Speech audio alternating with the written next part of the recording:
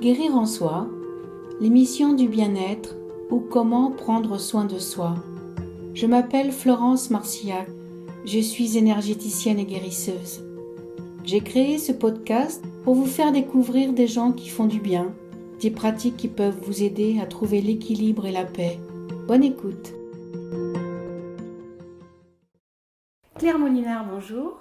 Bonjour Florence. Bienvenue dans mon émission, je suis ravie de t'accueillir. Moi aussi. D'autant plus que je suis chez toi, sur cette belle île de Corse. Merci d'avoir bien voulu que je sois présente avec toi. Alors voilà, je vais te laisser te présenter ta pratique, présenter tes soins. Qui tu es et qu'est-ce que tu fais? Je suis Claire Molina et j'ai une approche globale de l'humain. Donc j'ai pas mal d'outils dans ma boîte à outils. Je me présente comme une thérapeute de l'âme et du corps. Les deux sont liés. Et du cœur. Et du cœur.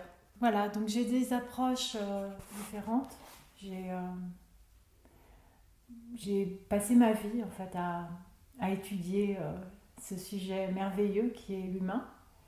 Et j'ai développé une approche assez globale en fait. En fonction de tes propres choix, tes propres besoins, tes questions? En fonction de mon questionnement qui a toujours été autour de qui suis-je? Qu'est-ce que je fais là? Ça résonne. Et ce besoin de donner un sens à la vie, à ma vie et à la vie en général. Et de trouver une harmonie, une expression juste. J'ai toujours été en quête de justesse et de sens. Donc voilà, c'est un chemin qui m'a amenée à étudier la médecine chinoise quand j'avais 20 ans. Tu as commencé par ça? J'ai commencé par la médecine chinoise parce que c'était un système qui était ancré dans le Tao, dans l'étude des lois naturelles de l'univers. Et pour moi, c'était une très belle découverte. Ça faisait du sens. Et donc j'ai étudié la médecine chinoise et à travers la médecine chinoise, j'ai découvert le corps et ses méridiens et le travail énergétique. Ça m'a amenée à travailler assez jeune avec des gens, des patients. Et j'ai découvert que les gens n'avaient pas simplement des mots, des mots à soigner, mais MAUX, mais qu'ils avaient aussi beaucoup de mots à dire et des mots qui voulaient sortir. Et c'est ce qui se passait quand je mettais des aiguilles. Les gens se retrouvaient sur ma table de soins et commençaient à me parler. Donc tu as commencé par l'acupuncture? J'ai commencé par l'acupuncture et petit à petit, j'ai développé... je me suis formée dans des approches différentes de thérapie et de coaching pour avoir j'avais l'impression que c'était plus, on va dire, légitime si j'écoutais les gens avec certaines directives. Et du coup, voilà, je me suis formée sur le tas à des approches différentes. J'ai commencé à accompagner les gens dans leur vie. Donc j'ai... Plus dans leur vie personnelle que dans leur vie professionnelle? Dans leur vie personnelle. Oui, le coaching d'entreprise et tout ça, ça n'a jamais été vraiment ma recherche. Non, j'ai toujours eu une approche assez spirituelle. Par la nature de mes échanges et de mes questions, on va assez profondément dans les choses. Il m'est arrivé de faire du coaching professionnel, mais on arrivait assez rapidement aux limites. Non, même pas. Au sujet clé de la vie de la personne en tant que personne. Et donc je sépare pas trop les choses, mais c'est vrai que les gens viennent plus me voir pour des questions personnelles. De toute façon, un bien-être personnel peut aussi aider évidemment dans le bien-être professionnel. Mais c'est lié, de toute façon, tout est lié. Donc voilà, petit à petit, j'ai développé une approche assez globale. Ensuite, je me suis formée à une approche thérapeutique qui passe par le corps. Donc aujourd'hui, les gens avec qui je travaille viennent me voir soit parce qu'ils sont en souffrance, et qu'ils ont besoin de comprendre une période de leur vie, une transition, qu'ils ont besoin d'accompagnement pour traverser quelque chose qui les fait souffrir. Aussi, souvent, parce qu'ils sont en quête de sens et d'évolution dans leur vie. Ils arrivent en ayant conscience que c'est le corps qui exprime un mal-être et que c'est là qu'il faut chercher, j'ai envie de dire. Souvent, on fait appel à quelqu'un lorsqu'on n'est pas bien. C'est rare que lorsque tout va bien, on ait besoin d'aller chercher quelqu'un. C'est très juste. Et donc souvent les gens viennent me voir pour un problème, ça peut être un problème physique ou un problème plus psychique. Et on commence par une observation du corps, de leur respiration, de leur posture, de leurs mots, de ce qui les fait souffrir. Et avec ça, Ça te donne des pistes qui te permettent d'aller explorer un peu plus loin. Voilà, on explore et on recherche et on approfondit la connexion à soi.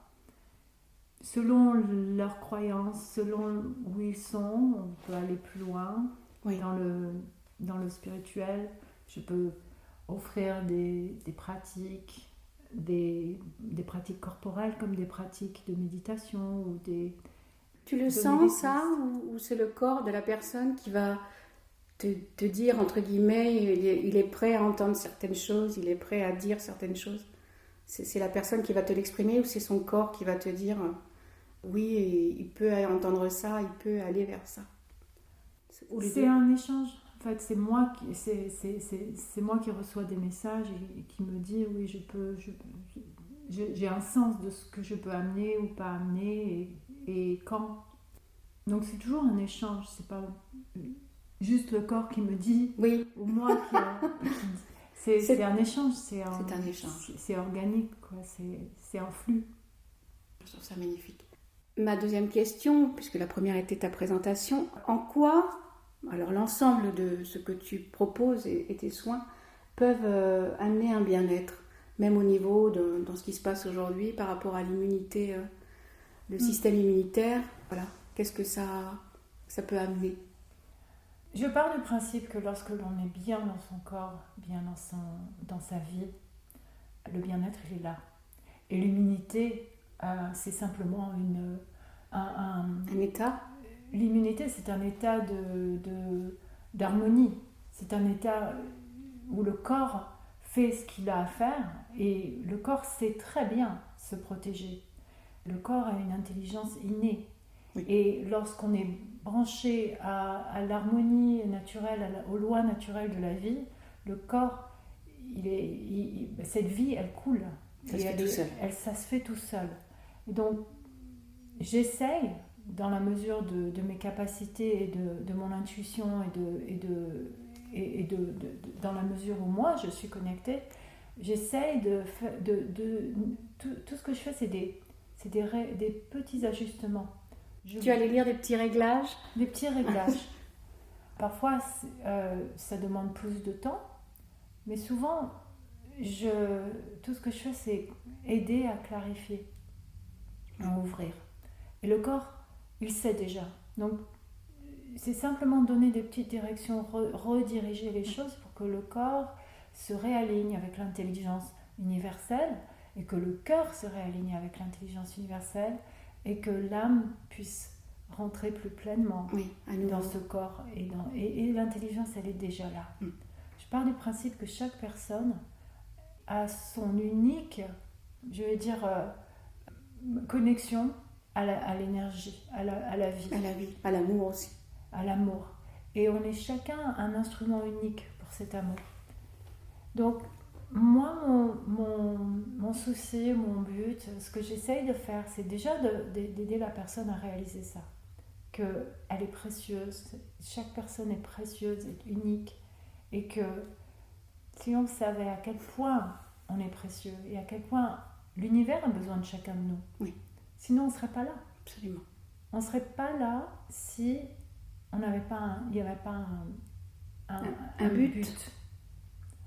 Chaque personne a quelque chose à donner sur cette terre. À faire. À faire et à donner. Donc voilà, ce que j'essaye, c'est d'aider les gens à retrouver cette connaissance en eux. J'ai un tel plaisir à voir qu'une personne se trouve mieux à sa place dans sa vie, se retrouve et a cette conscience que cette vie, elle veut briller, couler à travers, reprendre sa place. Et qu'à partir de là, la santé, c'est naturel. Et l'immunité, c'est naturel. Est-ce que depuis plusieurs années, tu as pu constater qu'il y a de plus en plus de... Par exemple, je parle le burn-out, c'est vrai que ce mot est un peu compliqué, mais est-ce que tu vois qu'il y a de plus en plus de gens qui sont pas bien, qui sont dans la dépression? Tu l'as constaté? Oui, malheureusement. Le burn-out, la dépression, chez les femmes, dans le monde du travail, il y a beaucoup d'endométriose, des choses vraiment, qui sont vraiment liées à ce stress et à cette déconnexion, en fait, de nos... Parce que notre chakra sacré, parce que c'est déconnecté, c'est justement dans cette zone-là où il y a pour les un femmes, problème. Oui. Dans le domaine de l'endométriose, qui devient un vrai problème dans le monde du travail, oui, c'est parce que les femmes sont complètement bloquées à ce niveau-là. Et il n'y a qu'à voir comment on ne tient pas en compte de cette réalité du cycle menstruel féminin dans le monde du travail. Ça n'existe pas. Et c'est quand même quelque chose que l'on vit pendant X années, plus de 30 ans. Plus de 30 ans. Donc pendant plus de 30 ans, la femme doit ignorer cette partie de son être et juste prétendre qu'elle n'existe pas. De tous les problèmes qui en découlent. Et tu imagines, et tu sais très bien, que lorsqu'on ignore cette dimension-là de notre être en tant que femme, on est obligé de mettre un couvercle sur une énergie puissante. Et lorsqu'on met un couvercle sur cette énergie puissante, forcément qu'on a des symptômes, bien sûr, des problèmes. Tous les cancers aussi, certains cancers de l'utérus, ça relève du même schéma. Je ne veux pas mettre une panacée sur des mots, mais bien sûr, ça relève d'une coupure et de l'oppression de l'énergie qui est de notre énergie créatrice. Oui, une grande prise de conscience que aussi dans le milieu professionnel. Il y a tellement de choses à faire dans ce domaine-là. On diverge un petit peu de ta question. Mais c'est intéressant, c'est quand même un bien-être aussi. Absolument. Donc oui, pour revenir à ta question, est-ce que je constate qu'il y a de plus en plus de burn-out et de dépression? Il y en a beaucoup parce que on est de plus en plus déconnecté. Et peut-être que cette crise sanitaire nous amène à nous poser des questions essentielles qu'on doit se poser aujourd'hui. Oui. Et il y a beaucoup de gens qui se les posent, qui ont pris le temps de se les poser ces derniers mois. Oui. Avec ce confinement, tous ces temps d'intériorisation. Ouais. Je vais arriver à ma dernière question. Qu'est-ce qu'évoque en toi, puisque c'est le titre de cette émission, guérir en soi? C'est un beau titre. Merci. Ça évoque un peu tout ce qu'on vient d'évoquer, guérir en soi.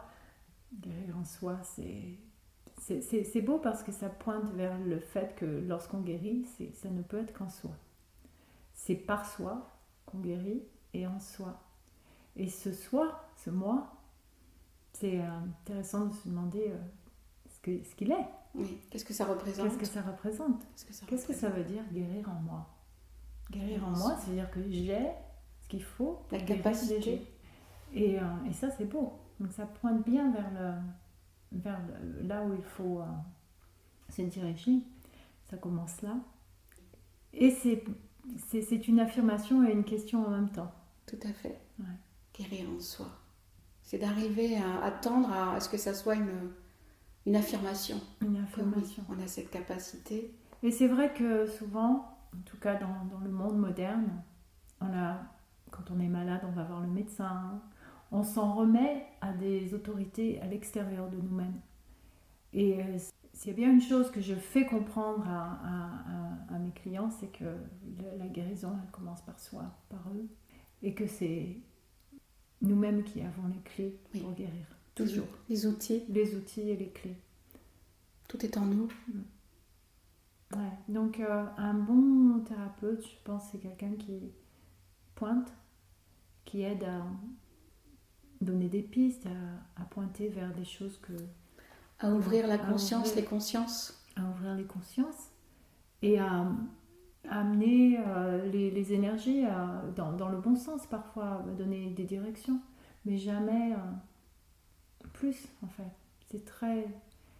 Je pense que c'est très... c'est subtil. Oui. La guérison, c'est subtil.